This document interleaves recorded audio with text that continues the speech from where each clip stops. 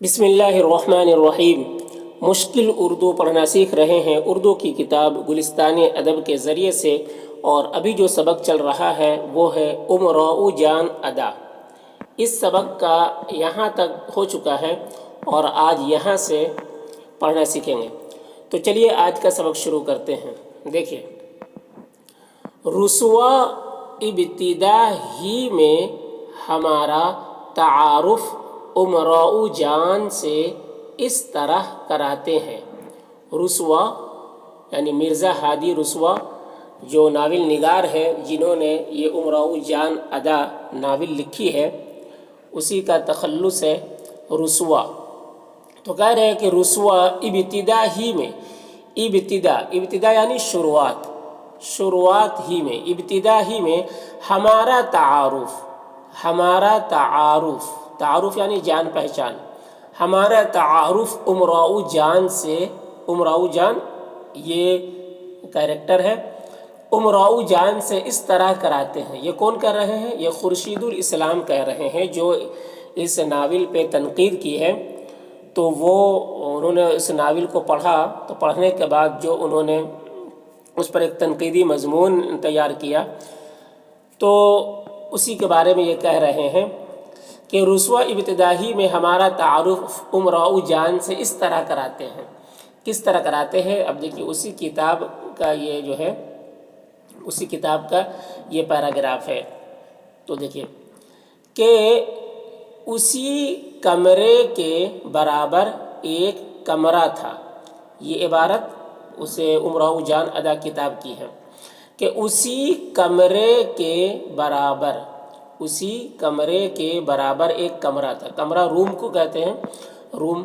اسی کمرے کے برابر یعنی سامنے ایک کمرہ تھا، اس میں ایک طوائف رہتی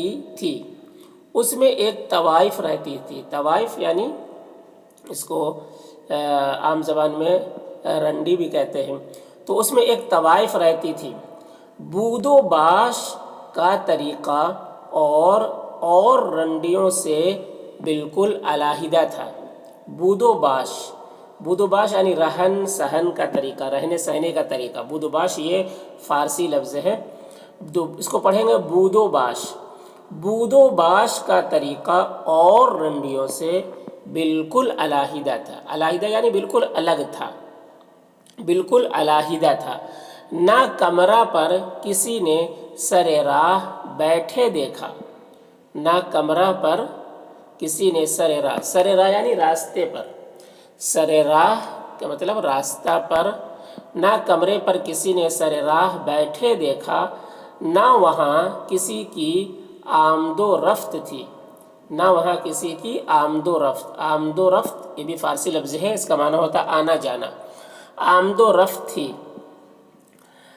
تو یہ بالکل بتا رہے ہیں کہ اور طوائف کی طرح یہ نہیں تھی، بالکل اس کا الگ طریقہ تھا۔ یعنی جیسے اور طوائف ہوتی تو ایک دم بھیڑ لگا رہتا ہے، اس کے پاس لوگوں کا آنا جانا لگا رہتا ہے، لیکن اس کا معاملہ ایسا نہیں تھا، بالکل یہ سنسان تھا۔ کوئی نہ راستے پر کوئی بیٹھا ہوا نظر آتا تھا، نہ کسی کا وہاں پر آنا جانا نظر آتا تھا، کچھ نہیں، بالکل سنسان تھا۔ تو وہ بتا رہے نہ وہاں کسی کی آمد و رفت تھی۔ دروازوں پر دن رات پردے پڑے رہتے تھے، دروازوں پر دن رات پردے پڑے رہتے تھے، تو بالکل سنسان تھا۔ چوک کی طرف نکاس کا راستہ بالکل مقفل رہتا تھا۔ چوک کی طرف، چوک کسے کہتے ہیں؟ چوراہا کو کہتے ہیں، یعنی اس جگہ کو جہاں پر چار راستے نکلتے ہو۔ تو اس جیسے گول چکر ہوتا ہے، تو گول چکر کہاں پر بنایا جاتا ہے؟ جہاں پر چار راستے ہوتے ہیں، تو وہاں پر اس کو چوراہا بھی بولتے ہیں، چوک بھی بولتے ہیں، ٹھیک ہے۔ اور اسی طریقے سے چوک، طوائف کے محلہ کو، طوائف کی بستی کو بھی چوک بولتے ہیں، ٹھیک ہے۔ تو چوک مطلب طوائف کی بستی یا چوراہا۔ تو چوک کی طرف نکاس یعنی نکلنے کا راستہ بالکل مقفل رہتا تھا۔ اس کو پڑھیں گے مقفل یعنی بند رہتا تھا، تالا لگا رہتا تھا، عربی لفظ ہے یہ، مقفل رہتا تھا۔ تو چوک کی طرف نکاس کا راستہ بالکل مقفل رہتا تھا۔ ارے کیا بتا رہے ہیں کہ بالکل سنسان رہتا تھا اس بستی میں، اس کے کمرے میں بالکل کسی کا آنا جانا نہیں، بالکل بند ایک دم رہا کرتا تھا، بالکل یہ اور لوگوں کی طرح بالکل یہ نہیں تھی، بالکل الگ تھی یہ. وہ بتا رہے کہہ رہے گلی کی جانب ایک اور دروازہ تھا. گلی کی جانب ایک اور دروازہ تھا. گلی کی جانب ایک اور دروازہ تھا. کر اسی سے نوکر چاکر آتے جاتے تھے. اسی سے نوکر چاکر آتے جاتے تھے. تو نوکر وغیرہ اسی گلی کے راستے سے دروازہ سے آنا جانا کرتے تھے.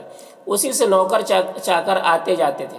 اگر کبھی کبھی رات کو گانے کی آواز نہ آیا کرتی، اگر کبھی کبھی رات کو گانے کی آواز نہ آیا کرتی تو یہ بھی نہ معلوم ہوتا کہ اس کمرے میں کوئی رہتا بھی ہے یا نہیں.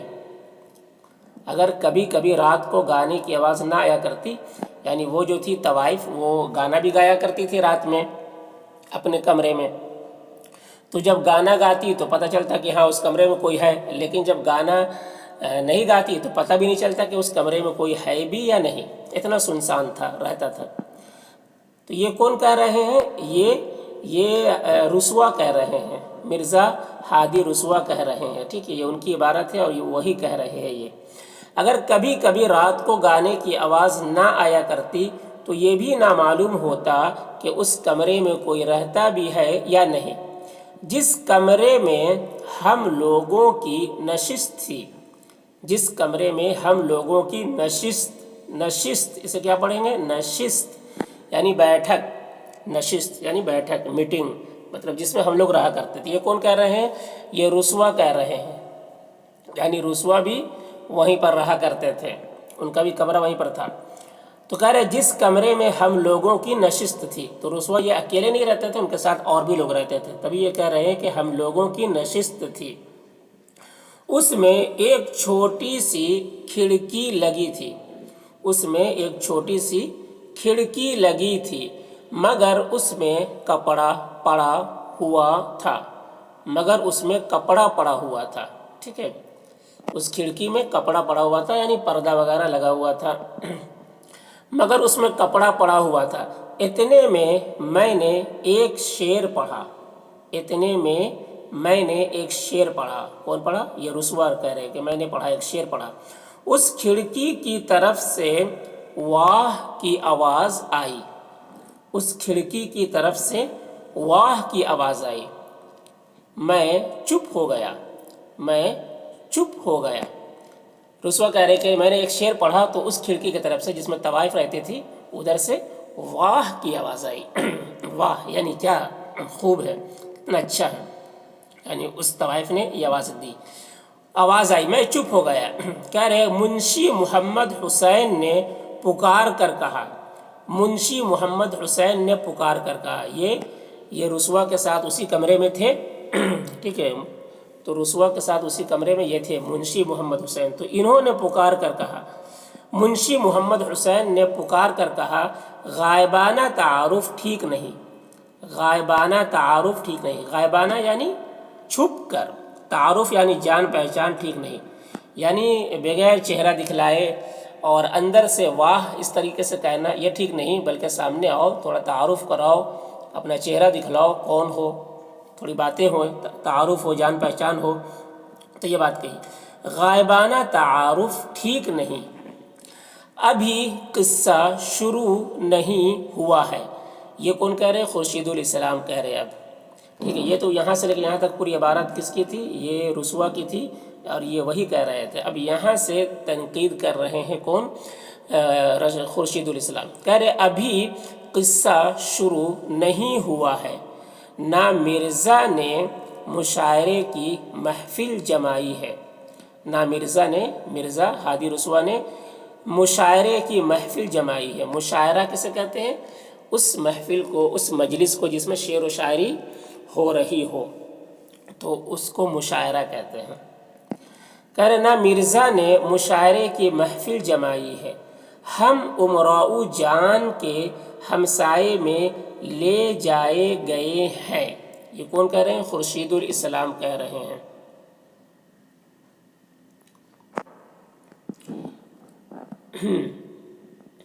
کہ ہم امراؤ جان وہ جو طوائف تھی اس کے بارے میں، ہم امراؤ جان کے ہمسائے یعنی پڑوس میں لے جائے گئے ہیں. اس کا نقشہ کھینچ رہے ہیں، جس طریقے سے انہوں نے پڑھا ہے ناول میں خورشید الاسلام نے، تو اس کا نقشہ کھینچ رہے ہیں کہ ابھی جیسے کہ ہمیں امراؤ جان کے پڑوس میں لے جایا گیا. ہم امراؤ جان کے ہمسائے میں لے جائے گئے ہیں، اتنے میں رسوا ہمیں پاس آنے کا اشارہ کرتے ہیں. اتنے میں رسوا ہمیں پاس آنے کا اشارہ کرتے ہیں. یعنی اس ناول کو پڑھنے کے بعد ایسا محسوس ہوتا ہے، تو وہ اپنی محسوسات کو جو انہوں نے احساس کیا، وہ احساسات کو بیان کر رہے ہیں خورشید الاسلام. کہہ رہے اتنے میں رسوا ہمیں پاس آنے کا اشارہ کرتے ہیں. ہم رسوا کے شانوں پر ہاتھ رکھ کر دراز سے جھانکتے ہیں. ہاتھ رکھ کر دراز سے جھانکتے ہیں. ہم رسوا کے شانوں پر، خورشید الاسلام کہہ رہے ہیں کہ ہم رسوا کے شانوں یعنی کندھوں پر ہاتھ رکھ کر دراز سے جھانکتے ہیں. ٹھیک ہے، دراز سے جھانکتے ہیں. اور ہمیں امراؤ جان کے بارے میں چند ضروری باتیں معلوم ہو جاتی ہیں. اور ہمیں امراؤ جان کے بارے میں چند یعنی کچھ ضروری باتیں معلوم ہو جاتی ہیں. اس کے بعد امراؤ جان مشاعرے میں آتی ہیں. اس کے بعد یعنی ساری باتیں ہوتی ہیں، اس کے بعد امراؤ جان جو ہے اپنے کمرے سے نکل کر ان لوگوں کے پاس آتی ہے. اس کے بعد امراؤ جان مشاعرے میں آتی ہیں، یعنی ان کے روم میں آتی ہے جہاں پر یہ شعر کہہ رہے تھے. مشاعرے میں آتی ہیں یا ترغیب دلا کر لائی جاتی ہیں. یا ترغیب یعنی مائل کر کے، اسے شوق دلا کر، ٹھیک ہے، اسے اس کی ہمت افزائی کر کے، رغبت دلا کر یا ترغیب دلا کر لائی جاتی ہیں. اور اپنی غزل پیش کرتی ہیں. ٹھیک ہے، اور اپنی غزل پیش کرتی ہیں. تو آج یہیں تک رہنے دیتے ہیں.